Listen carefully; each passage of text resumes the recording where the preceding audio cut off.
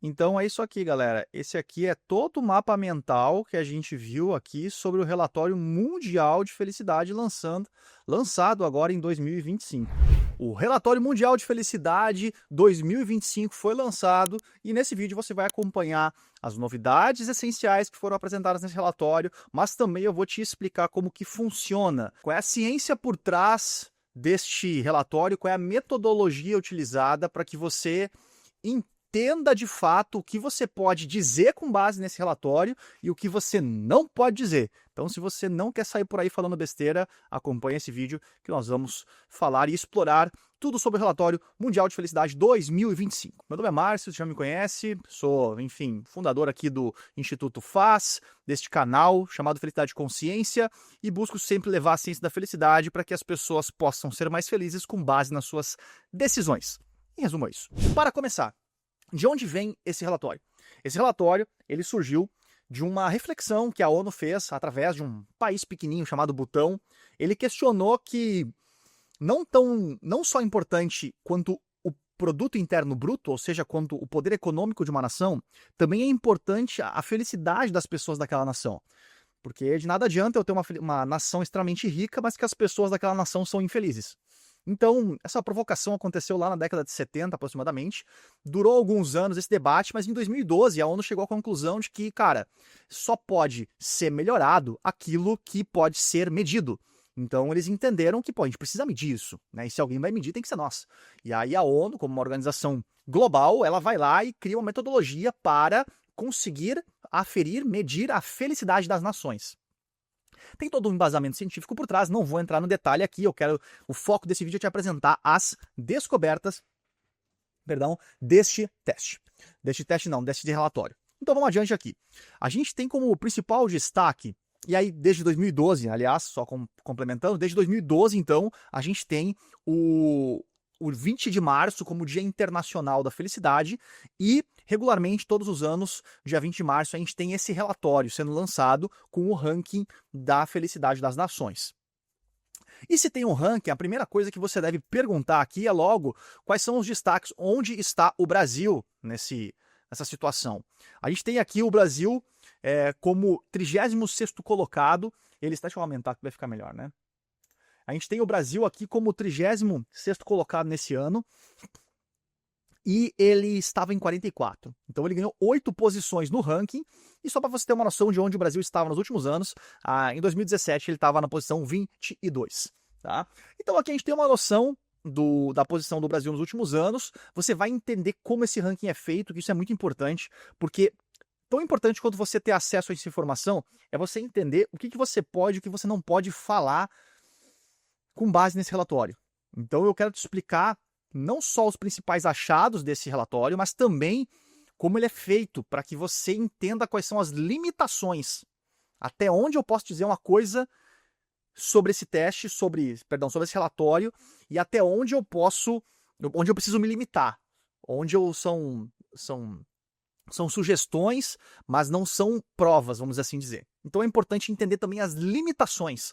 Ele é muito rico, esse relatório é extremamente rico em critério, ele é rico em detalhes, mas ele não abrange todas as facetas do que a gente vai entender aqui sobre felicidade, tá? Mas isso aqui vai ficar mais para diante. Ó, foco aqui. Vamos lá. Todos os anos, eles pegam um tema e se aprofundam naquele assunto. O tema desse ano foi caridade, benevolência, compartilhamento, cuidado. Então, os principais achados que a gente vai ter neste ano são relacionados a estes temas. Então, primeiro insight que a gente tem aqui logo de cara é que cuidar e compartilhar das pessoas ao seu redor impacta a sua felicidade. Impacta a minha felicidade e a felicidade das pessoas ao teu redor. Eles usam aqui a metáfora do Shakespeare de que a bondade ela é 2 vezes abençoada, né? 2 times blessed, que significa que você ajudar alguém, você ajuda a pessoa que recebeu o seu ato de caridade, mas também você se ajuda. Porque faz bem para ti. E faz bem para mim que estou te olhando. Então, na verdade, eu fazer um ato de caridade e eu ver um ato de caridade também impacta a minha felicidade. Mesmo que eu não tenha sido o beneficiado do ato de caridade. Ficou confuso? Eu vou explicar mais pra frente. Então tem alguns achados aqui que são interessantes. A gente subestima a bondade dos outros. Aí eles trazem alguns exemplos aqui. Que a gente acha que as pessoas não ajudam as pessoas. Não ajudam os outros. Mas o relatório e as pesquisas que foram feitas mostram que as pessoas talvez não ajudem tanto quanto talvez deveriam ajudar, mas ajudam mais do que a gente espera. Ou seja, a gente tem uma visão pessimista do mundo e o mundo é melhor do que a gente acredita que ele é. Tá? E eles fazem testes interessantes com recuperação de carteira, quantas carteiras são devolvidas, enfim, é bem interessante. Não dá para se aprofundar aqui agora nesse vídeo, porque a intenção dele é fazer um resumão, mas é bem interessante esse tipo de teste experimental que é feito. A felicidade depende tanto da bondade real quanto da esperada. Então, eu ver um ato de caridade me faz feliz, mas eu acreditar que você é caridoso também me faz feliz. Acreditar que você é bondosa também me faz feliz. Então, não é só pelos atos reais, mas é também pelo que eu acredito, como eu acredito que o mundo é. Então, isso são algumas questões interessantes. E as sociedades mais felizes, ou seja, as nações mais felizes, são as nações que são mais benevolentes, ou seja, onde as pessoas praticam atos de cuidado. E eles trazem alguns efeitos coletivos. Ou seja, em sociedades onde a caridade, onde a benevolência, onde os atos de cuidado são mais frequentes, existe mais confiança social, mais felicidade compartilhada e menos desigualdade de bem-estar. O que significa? Significa que, numa nação, eu vou ter um ranking de felicidade que vai pegar uma média da população. Mas não significa que numa nação que tem uma média baixa, eu não posso ter uma pessoa muito feliz. Porque eu posso ter uma pessoa extremamente feliz, mas a maioria das pessoas estão infelizes. Então a média vai ser infeliz. Mas quando eu tenho atos benevolentes, existe uma distância menor entre a pessoa menos feliz e a mais feliz. Ou seja, a média é mais densa, talvez podemos afirmar assim. E em síntese aqui, as principais descobertas do relatório deste ano são que sim, a felicidade ela está profundamente ligada ao cuidado mútuo e às conexões sociais e que existe uma certa roda da fortuna quando a gente pratica atos de benevolência cuidando das pessoas ao nosso redor, da nossa sociedade, dos nossos sistemas sociais. Micro e macro também, porque o micro impacta o macro. Então, esperar e praticar bondade gera, sim, um ciclo positivo. Então, eu gero um ato de bondade, um ato de cuidado, e isso gera uma reação em cadeia. Tem um estudo muito interessante do Chris Tuckes e Fowler, que eles já tinham essa descoberta anterior, e aqui a gente só reforça com este relatório mundial de felicidade. Então, em síntese, aqui, deixa eu até dar um zoom aqui para aparecer tudo meio que na tela, em síntese, essas são as principais descobertas. Talvez, vamos ver como é que vai acontecer aqui o interesse das pessoas nesse vídeo. Dependendo, eu posso até fazer um mapa mental desse tipo aqui para cada um dos capítulos. E aí talvez fique fácil, muito mais fácil de vocês compreenderem as informações que estão lá, já que o relatório está em inglês, tem gente que não consegue fazer a tradução, por mais que a internet tenha essa facilidade, ou às vezes não tem o tempo, ou, enfim, a disponibilidade para conseguir fazer o consumo desse relatório. Então talvez seja interessante entregar a informação do relatório em vídeo aqui. Sei lá, não sei. Me diz se faz sentido aí, talvez a gente pode explorar esse modelo de entrega de conteúdo aqui no canal. Porque a intenção aqui é divulgar conteúdo sobre ciência da felicidade de uma forma que todo mundo possa ter melhores condições de tomar melhores decisões, né? Esse é o resumo. Agora, eu quero te explicar como esse relatório é medido para que você entenda e possa, de fato, compreender as limitações que a gente precisa ter consciência sobre esse relatório. Como é medida a felicidade?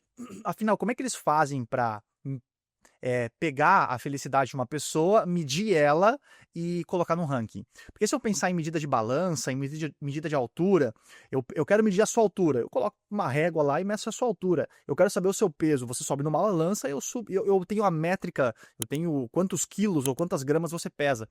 E como é que eu meço a felicidade de alguém? Como é que não tem um exame de sangue para fazer isso, não tem uma ressonância que eu tire uma foto do cérebro da pessoa e isso apareça. A gente não tem isso ainda. Né? E nem sei se vai ter um dia. Mas enfim, como a gente mede a felicidade então? Vamos lá. A gente mede através de perguntas. Então a gente usa questionários, tá? Então a medida de felicidade aqui, deixa eu aumentar aqui para vocês. A medida de felicidade aqui, ela tem 3 dimensões, tá? São 3 principais indicadores. Tá aqui, ó. A avaliação com a vida, as emoções positivas que as pessoas têm e as emoções negativas. Aí aqui eu vou explicar um pouquinho cada um, tá? Vamos começar aqui pela avaliação com a vida. As pessoas são perguntadas mais ou menos o seguinte, ó. Se a sua vida fosse uma escada, onde 0 é o pior degrau possível, tá? E 10 é o melhor cenário possível, em qual degrau que você está? E as pessoas respondem essa pergunta e dá uma nota de 0 a 10. Tá? O nome dessa escala é a escada de Cantril. Se não me engano, Cantril é o nome do pesquisador, como me falhou a memória. Eu tenho quase certeza que é. Tá? Então, esse pesquisador chamado Cantril, ele desenvolveu essa escada, ladder, a escada de Cantril, e a partir dela, as pessoas dão uma nota de 0 a 10. E daqui sai a sua avaliação de felicidade. Isso mesmo. É uma única pergunta. Tá? Ah, mas Márcio, você falou que tem outras 2. As outras 2, elas são medidas, eu vou te explicar. Mas essa medida aqui, eu já vou te adiantar, ó. Essa aqui, ela é a medida que... Até vou dar um destaque aqui, ó. Essa medida aqui, trocar de cor, vamos botar uma cor aqui, peraí. Vou botar aqui Então, que cor que é essa aqui? Roxo, vou botar um roxo aqui, ó. Essa medida aqui, ela é a medida que, de fato, dá o ranking. Já tô te adiantando aqui. Então, é uma única pergunta que determina o ranking. Tá? Então vamos lá, mas eles fazem outras perguntas que são importantes, e isso não tira o mérito do relatório. Eu já vou comentar um pouco sobre isso, tá? Então as emoções positivas são medidas também, e elas perguntam mais ou menos o seguinte, ó, cara, o que você sentiu ontem, né? Como é que você se sentiu ontem? Aí a pessoa diz sim ou não para... Você deu uma risada ontem, sim ou não? Você sentiu prazer ontem, sim ou não? Você teve interesse ontem, sim ou não? E elas fazem a mesma coisa com emoções negativas. Isso aqui sobrou, né? Tá.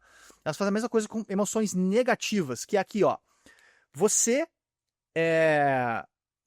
se preocupou ontem, sim ou não? Você teve tristeza ontem, sim ou não? Você teve raiva ontem, sim ou não?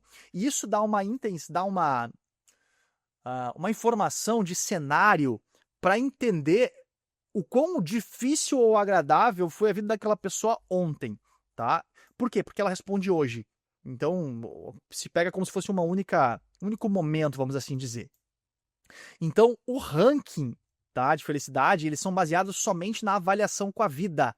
E a avaliação com a vida é feita através da escada de Cantril, que eu já te expliquei. Tá?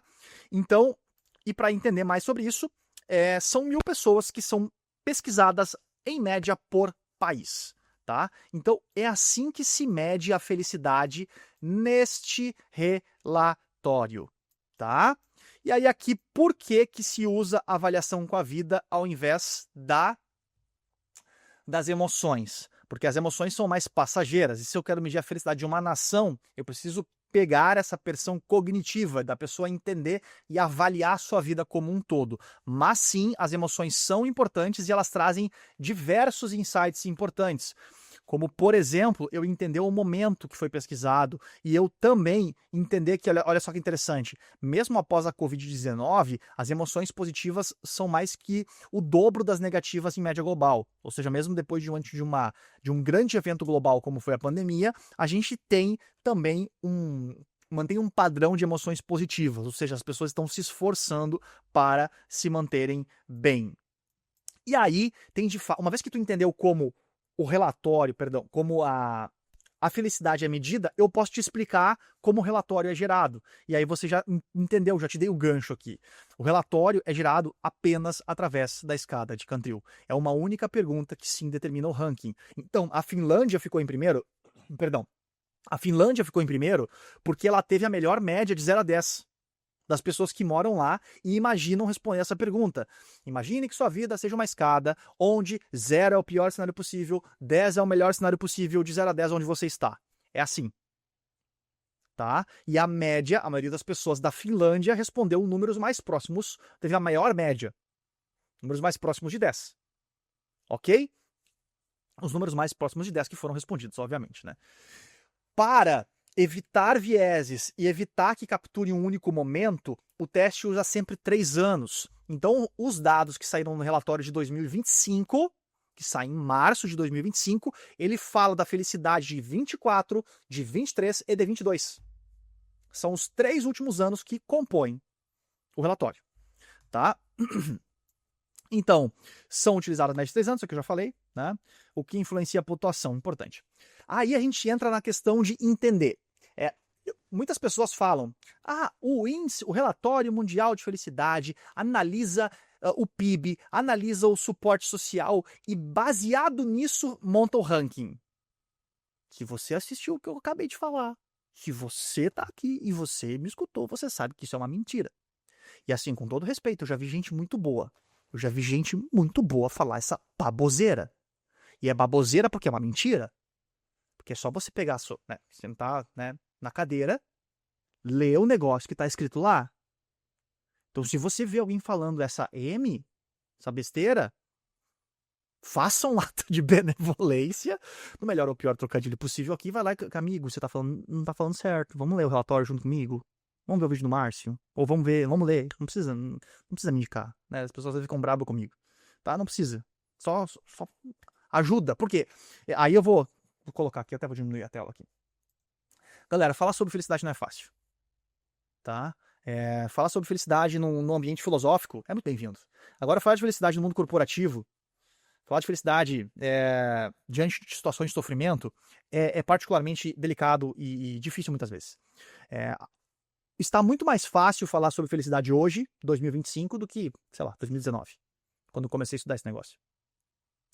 Mas ainda tem muito entrave e muita dificuldade de aplicar. Você até consegue falar, mas na hora de aplicar, você esbarra em velhos hábitos e a gente precisa, muitas vezes, fazer um trabalho de cultura, enfim, né? Não é ruim porque, para mim, como consultor, dá trabalho para mim, né? Aí eu tenho serviço. Mas, enfim, fecha paredes. O fato é, cara, é difícil falar de felicidade. É difícil falar de felicidade. Cara, se você chega e fala uma besteira, cara, pô, você dificulta a vida de todos os colegas consultores que estão falando sobre esse assunto. Sobre todos os colegas, professores, ou enfim, qualquer pessoa que queira colocar isso na sua prática. Então, pô, critério, gente. Você precisa ter critério para falar desse negócio aqui. Né? O nome do canal hoje é Felicidade e Consciência, mas quando eu fundei ele, se chamava Felicidade a Sério. Porque é isso, cara, tem que levar a sério o estudo da felicidade. E tem que, cara, desculpa, cara, é bunda na cadeira, cara. Então, cara, eu já vi muita gente boa falar essa besteira que eu acabei de dizer. A felicidade é baseada no PIB. É baseada, não é baseada. É só baseada em uma única pergunta, a escada de Cantril. Aí entra o que eu vou te explicar agora. Eles usam esses indicadores que são sim pesquisados. O PIB é pesquisado, o apoio social é pesquisado, a expectativa de vida saudável ao nascimento é pesquisada, a liberdade para fazer escolhas é pesquisada, a generosidade, a corrupção percebida, tudo é pesquisado, mas para criar um modelo onde eu faço uma espécie de regressão, onde eu faço um trabalho de trás para frente para entender por que a Finlândia foi o primeiro lugar. O quanto da Finlândia ser o primeiro lugar tem relação com o seu PIB. Pá. O quanto da Finlândia ser o primeiro lugar tem relação com o apoio social. O quanto da Finlândia tem ser o primeiro lugar tem relação com a liberdade de fazer escolhas.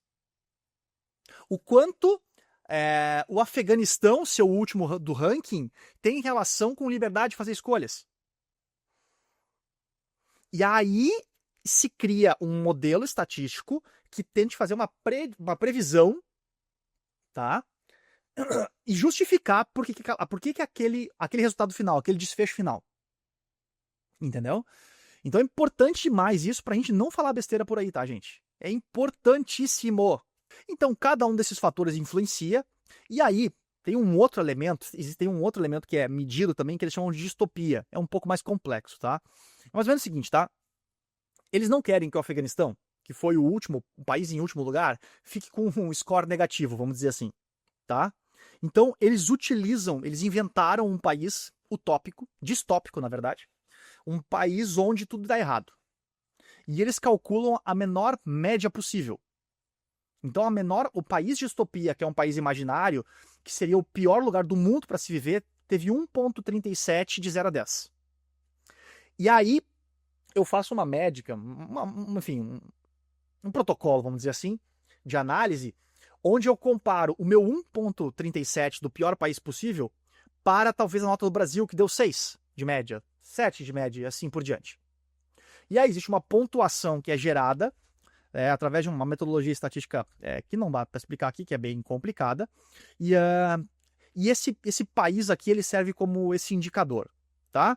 É mais complexo que isso, mas acho que aqui dá uma boa explicação. Espero não ter confundido vocês. Tá? Eu até montei aqui o resumo do capítulo 2, mas não vai dar tempo de mostrar.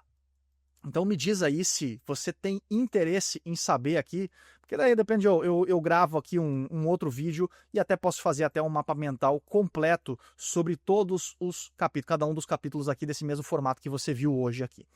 Então, aqui está, olha só, aqui está tudo que a gente viu hoje sobre o relatório mundial de felicidade, aqui nesse mapa mental. Vamos ver que tamanho que ficou, que eu nem sei que tamanho foi, dá uma olhadinha aqui, vamos olhar. Diminui.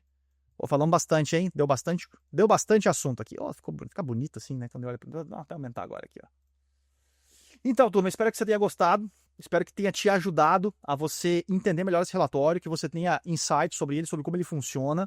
Além disso, sempre protocolo de rede social, né? Todo mundo, meus marqueteiros sempre me incomodam. Pô, Marcos, você faz vídeo, não pede o pessoal, não pede curtida. Então tá bom, curta o vídeo, se inscreva no canal, manda esse vídeo para quem você acha que pode fazer, pode ajudar essa pessoa. Meu nome é Márcio, eu tô aqui para ajudar vocês nessa jornada aí de entender mais sobre a ciência da felicidade, sempre com mais na ciência, com reflexões inteligentes ao redor disso, e espero ter te ajudado. Ok? Vou encerrando esse vídeo, me deixa nos comentários qualquer pergunta que vocês tenham, é bem importante porque às vezes a pergunta de vocês pode se tornar um vídeo aqui no canal. Beleza? Forte abraço, até a próxima e valeu!